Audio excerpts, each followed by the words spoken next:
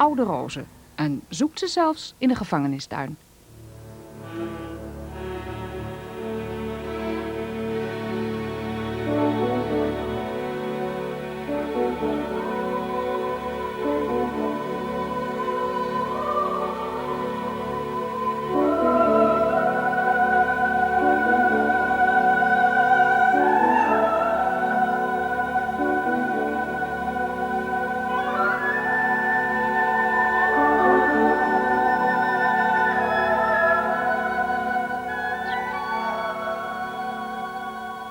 Deze aflevering gaat vooral over de herontdekking van een aantal prachtige oude rozen. Remontant-hybriden, noisettenrozen en portlandrozen. Oude vormen die rond de eeuwwisseling werden verdrongen door grootbloemige rozen, de T-hybriden. Rozenliefhebbers uit het verleden wezen de weg.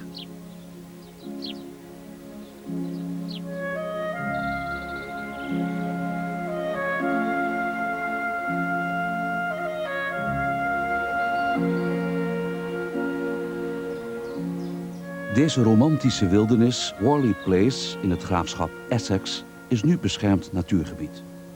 Maar het is ooit een schitterende tuin geweest waarin 104 tuinlieden werkten.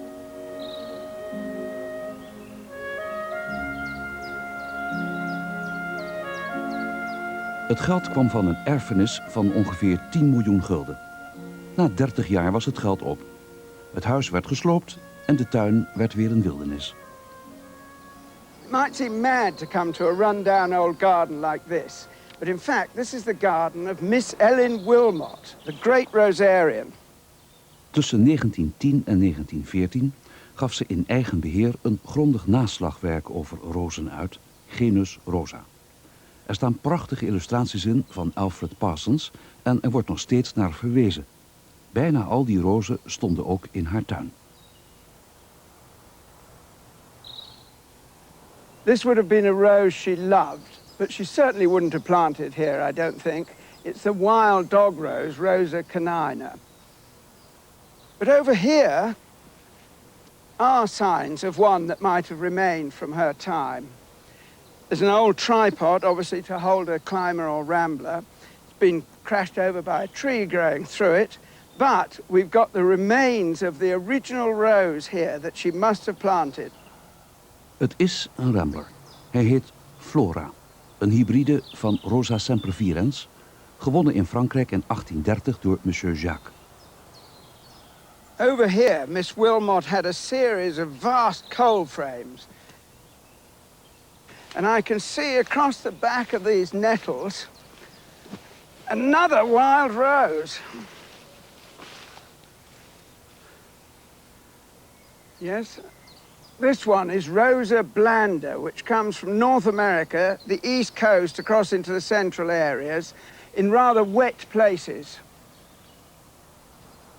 De Essex Wildlife Trust is al lange tijd bezig met de reconstructie van het huis en de tuin van Miss Wilmot. Compleet met stallen en oranjerie. Talloze vondsten zijn gedaan, maar het hart van de rozenliefhebber gaat pas sneller kloppen bij deze vondst. De prachtige oude Venusta pendula. It was rediscovered in an old churchyard in Germany in the early 20s by the celebrated rose breeder Cordes. Whether Ellen Wilmot got it from him or not, I don't know. Many roses were lost in the early period of this century, but now people are looking back and they've become really interested in the old forms again and are starting to collect them. Oude rozen zijn een echte obsessie voor Peter Beals. I prefer to go backwards in time. Those that are older, going back to even to the days of the Romans and so on, are really my favourites. Partly because of their shape and their perfume and the way they perform in the garden, but also because they have something about them that gives me a tingle of history, which I've always appreciated with roses. Peter, how would you define an old rose, really? An older rose generally is of a flatter, more double shape. It doesn't have the high centre, which is associated with the hybrid tea roses and the roses which have the China genes in their makeup. Yes. And often the perfume is of a higher quality. They're more individual. Each are different, whereas some of the modern roses with the greatest of respect, when you've seen one, you've seen them all. I'm absolutely enchanted each year just for that 2 or 3 weeks when some of the older roses are in flower. And I'm perfectly happy to wait till next year to get that pleasure again. Maar er is wel een probleem met oude rozen. Omdat ze al zo lang uit de mode zijn er veel verdwenen of worden ze niet meer gekweekt. Dus waar bloeien ze nog? Op plaatsen die even verwaarloosd en vergeten zijn als de rozen zelf. In Dunwich, in East Anglia bijvoorbeeld. The census taken for the Domesday Book in 1086 showed that Dunwich was the 4th largest town in Britain. The population was half that of London. But it's more or less entirely disappeared. The population of the village is now something slightly over 100. It tumbled from these cliffs and disappeared under the sea, over a mile further out than where I'm standing now. Onder de golven liggen de resten van 8 kerken en een klooster. Op de rotsen zijn de enige overblijfselen van het roemrijke verleden 2 graven en de ruïne van het Greyfriars-klooster.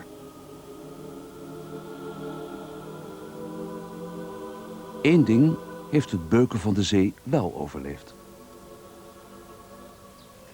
The Dunwich rose, a form of Rosa pimpinellifolia. It was rediscovered here. In fact, it was probably brought down by monks that came here in the 13th century from northern England. It's obviously extremely hardy because it survived here for all that time. But to try and find other lost roses, the words are, "Go west, young man."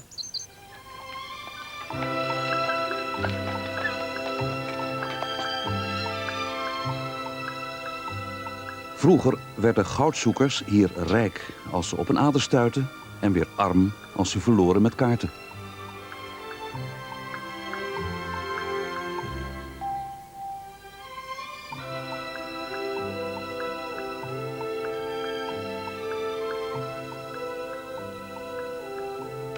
I'm up here in Northern California. This is the gold rush country. In 1849 they flocked up here in tens of thousands. Maar 30 jaar later was het goud op en vele steden werden spookstadjes. Een paar, zoals El Dorado en Shutters Creek, bestaan nog en zijn nu toeristenoorde. Hier loopt een nieuw soort schatgraver rond, de rozenspeurder. Kijk maar eens naar deze waterval van gele ladybanksrozen over de muur van het oude vaudeville-theater in Columbia. Ze zijn afkomstig van een ware goudmijn aan oude rozen. De laatste rustplaats van de goudzoekers zelf.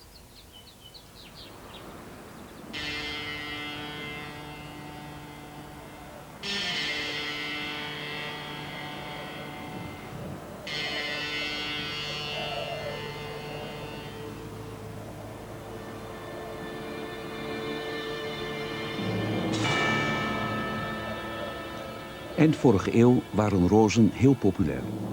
Vrienden en verwanten eerden de dierbare overledenen met rozen die toen in de mode waren. Een eeuw later staan op het kerkhof van Georgetown nog steeds rozen ter nagedachtenis aan Shannon Knox, die zorgde dat de zilverkoorts losbarstte. Daniel Boone Craig, die tegen de Indianen vocht, en de kleine Fanny Shepherd, dochtertje van een winkelier. Een van de eerste verzamelaars van rozen die op kerkhoven groeien is Fred Boutin. Fred, how on earth did you ever get into cemetery rose collecting? Well, it started out while I was doing botanical work for the Huntington Botanical Garden, collecting in the Southwest and in Mexico and in California. I began seeing the old roses surviving in old farmsteads and ranches and cemeteries. So I began collecting them, bringing them back to the Huntington, and over the years became more and more interested in them as I realized that we were assembling a collection of hundreds and eventually thousands of old varieties that were presumed to be missing. Rozen determineren is niet makkelijk. Dus soms wordt er een werknaam verzonnen of wordt er naar gegokt. like this one over here is a China rose. Probably, I've looked at this one before. It's probably Louis Philippe, and it's one of the few fragrant red Chinas. And it's very, very common in the mother lode region and in the southeastern United States. And a long-lived and healthy. Very. It's from the 1830s, and it's one of those cherished heirloom roses that people keep in their families. Can I get a shot of it? Over here.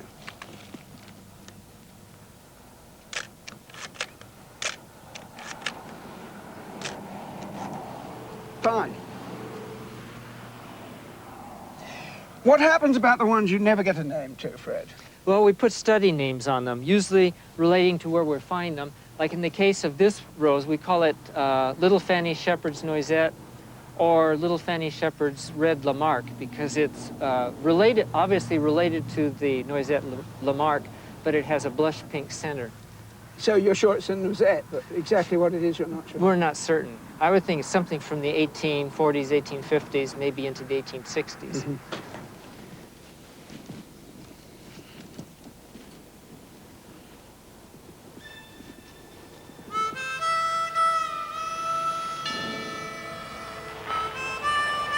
Een eind verderop, op de Angels Camp begraafplaats, is een groep rozenliefhebbers bezig met hun nieuwste hobby. Verzamelen van rozenstekjes. What it is? I don't know, but it's really good. It's almost got a different kind of fragrance to it. It's really sweet. Got a yellow quality to it. It's peachy, yeah. Yeah. It's the only place it's seen is up here. Really? This has 1, 2, 3, 4, 5. You can get 5 heels here.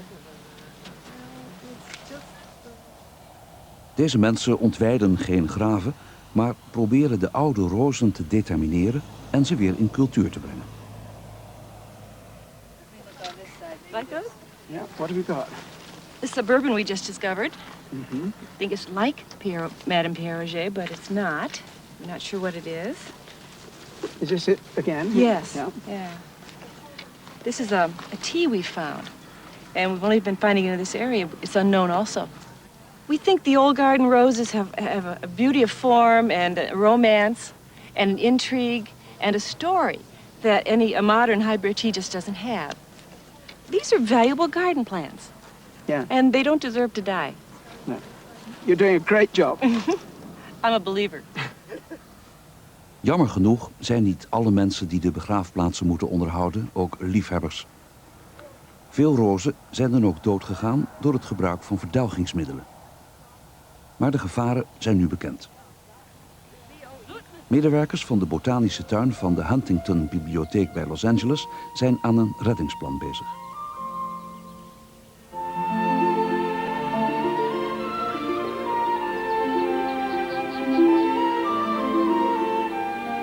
In deze mooie rozentuin, in 1908 aangelegd voor een spoorwegmagnaat, stonden meer dan 1800 verschillende rassen. Nu staan er ook veel begraafplaatsrozen uit Californië. De rozenconservator Claire Martyn is nog steeds bezig met de uitbreiding van de collectie.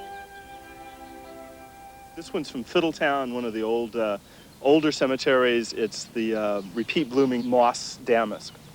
The sport of the autumn damask. Right. I just love the scent of the flowers in conjunction with this scent you get off the moss. I love it. It smells to me like pine forests, pitch and Pine forest with a little bit of lemon Yes. stirred into Yes. it. It's wonderful. This one over here is from the old Georgetown Cemetery, and I'm quite confident this will turn out to be Champneys pink cluster. Yes, it certainly looks as if it's a good contender, doesn't it? Right. It really does match almost exactly the portrait in Herontdekt. So now we've got the original noisette that was bred in America and sent to France. Right. And here it is back again. I hope so. And further on down in this bed, what have you got here? Well, Roger, this is an area where we've planted out some roses that from Bermuda. And it's a similar situation in Bermuda. The old cemeteries there have some of these interesting old roses, and the ladies over there have tried to preserve them by propagating them, sharing them among themselves. In this case, I think there's a good chance this is an old rose called Fortune's Five Colored Rose. It really matches the description in Robert Fortune's book from 1848. He was an interesting Englishman in that he was sent to China as an industrial spy. His mission was to go to China and recover tea plants that the Chinese wouldn't allow the British to have, so that they could take them back and replace the opium crop in India. Really?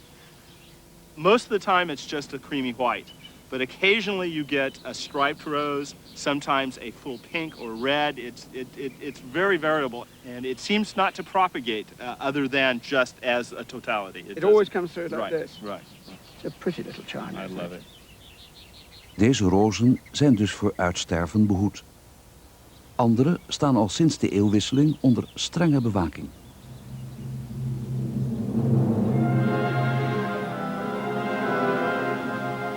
Looking for roses takes you to extraordinary places.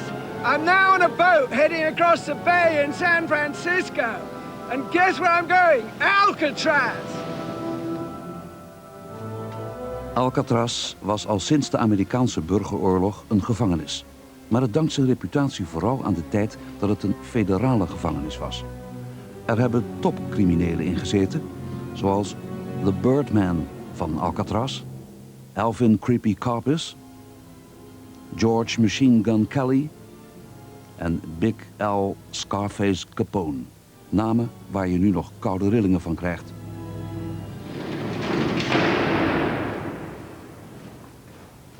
Binnen is er niet veel veranderd, maar de gevangenen zijn verdwenen. Het hele eiland staat nu open voor bezoekers. Een groot deel van het eiland is verwilderd, maar hier en daar zie je nog sporen van de fraaie tuinen die de bewakers en hun vrouwen rond de eeuwwisseling hebben aangelegd. Er waren ook rozentuinen bij. Het is ongelooflijk, maar een eeuw later zijn daar nog sporen van te zien. Here in the back of the old warden's ruined house, an absolute treasure, a mass of the rose gardenia running riot.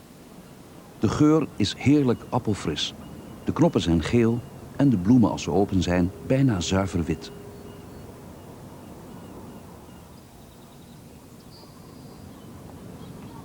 Ook aan de andere kant van het eiland staan nog schitterende rozen uit de tuinen van vroeger. This is wonderful. The rose Russelliana. Look at its fading. It comes out really red and then goes this beautiful purpley color and fades delicately into a sort of lilac. Super scent. It's a rambler known since 1840. To me, it looks like a cross between a Gallica and a multiflora.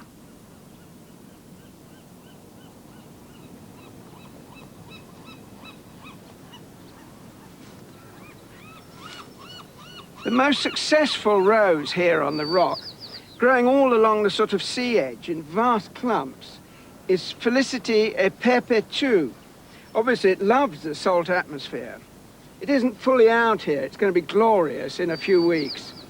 But as it comes down over the concrete, the extra heat has brought it into flowers. You've got lovely sprays falling out over the pathway.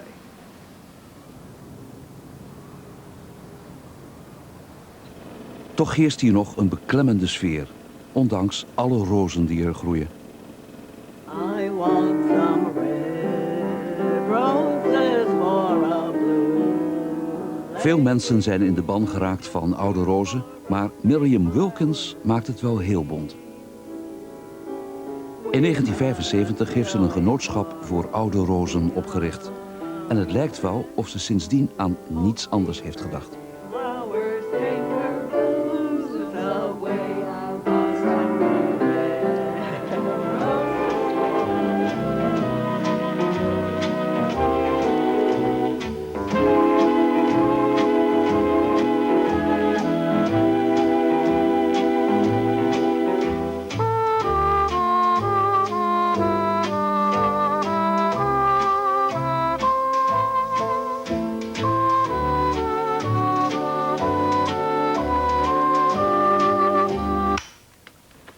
De oude rozen in huis zijn nog niets vergeleken met de tuin.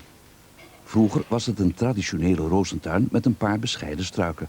Nu is het een onontwarbare kluwen rozen.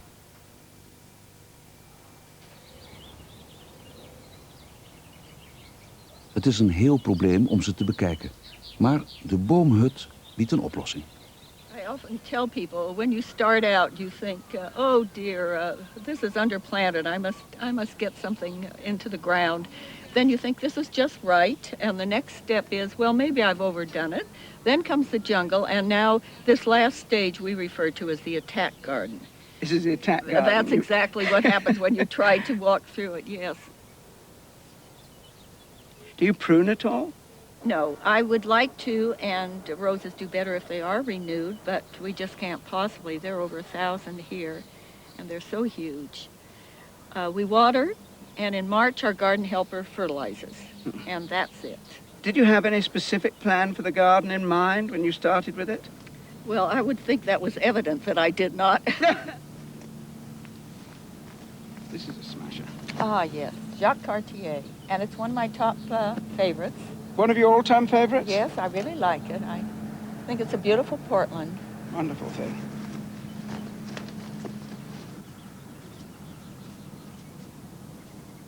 I started with the old roses and have never changed my mind. They're so beautiful. I took over the back of my neighbor's property. That's 8,000 square feet. And first she was loath to let us plant roses there. And then she said maybe a few. And then she liked it so well, she tried to give us the 8,000 square feet. Hang on, what's this we're going past? Yes, Rosa rubiginosa, green mantle. Lovely, lovely rose, and so fragrant. I love the sweetbriars. They're lovely, aren't they? They are. Ow, hang on, I got caught up on something. All right, I'm okay. And do you think this is, what's this, a white hybrid musk, maybe? Possible, sweetly fragrant.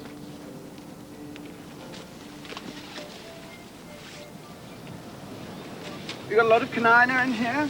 Yes, and I don't relish the thought of cutting it out. Down at the bottom we have crepuscule, and that's a lovely noisette. I think you'd enjoy that. Let me have a look. I love rosettes.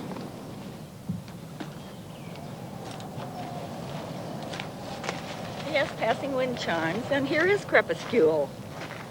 Really dependable noisette. Blooms all year long. Isn't it wonderful? You can't beat it. Do you find these noisettes bloom even more than, say, the teas? Well, you know, they are a related class, so they bloom about the same. In California, it's a wonderful climate for them. Either the tea or noisette, both rewarding. Na deze wel zeer ongewone tuin in Amerika, op naar de volgende bestemming. Een tuin in Hampshire in Engeland. This spring, or font as it was known in Old English, was also a meeting place in Saxon times. A meeting place was known as a moot. These two words, moot and font, gave rise to the word Mottisfont. Behind me is Mottisfont Abbey. Until the dissolution of the monasteries by Henry VIII, it was home to an order of Augustinian monks. Hier staat een reusachtige plataan met een stam van wel 12 meter in omtrek. Waarschijnlijk is het de oudste plataan in Engeland. En verder is er een ommuurde tuin met daarin de nationale verzameling van oude rozen.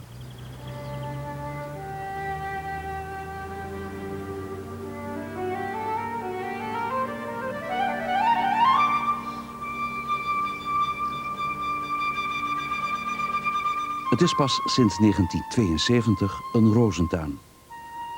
Hier is een verzameling 19e-eeuwse rozen ondergebracht. Het is de verzameling van Graham Stuart Thomas, auteur en kenner van oude rozen. You'd gathered your roses together, the old roses together, and at some point you made your collection over to the National Trust. Yes, fortunately this garden became vacant. We had owned the house for some time, but the donor had given up the garden here, and of course it was a godsend to have a lovely old walled garden with box hedges and fountain to all complete, already made. Something I love about this garden is the way you've used the perennials as underplanting right through. Yes, I think they're needed. The hybrid perpetuals are all round the outer wall, and of course the climbers on the walls, but the rest are fairly mixed up. And it was a case of really distributing them because of their colours. I find it's vital to have plenty of white because they're mostly pinky, mauvey, purpley colours. And that's why you see some Philadelphus and a repetition of white roses and white foxgloves. I always say when the foxgloves are at their best, that's when the roses are at their best. Look their best.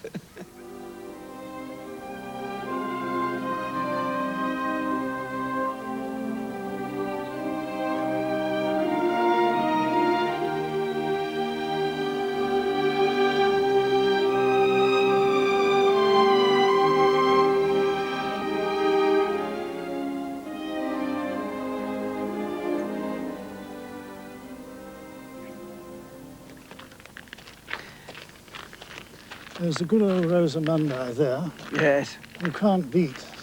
She's amazingly free-flowering always. Yes. And makes a lovely rounded bush.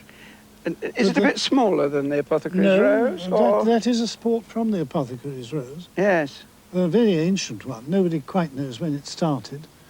Then there's this Perle de Panache, which is another stripy, nice stripy one.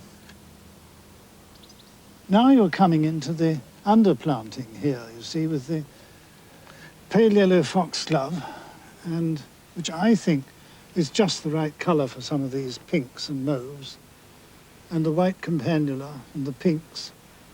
It's a case of height and contrast of colour, and contrast of line too, which I think is very important. With these rounded bushes, you need something spiky here and there.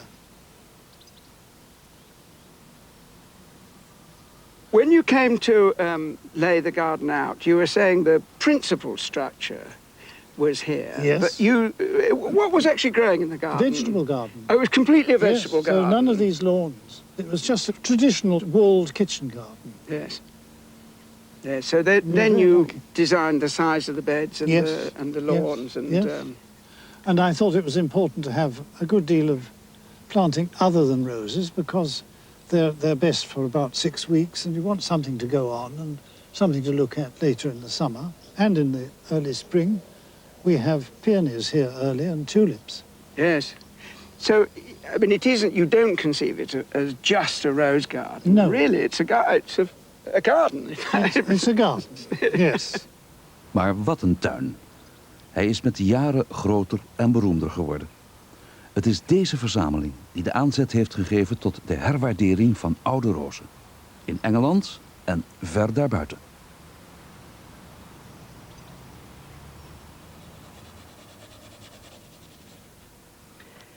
This rose looks a little bit out of place in this garden with its strong yellow colours. But it isn't wholly irrelevant. It's a rose named Graham Thomas. It was bred by David Austin. It's an English rose. And English roses really a group that point to the future. But that's the subject of next week's programme.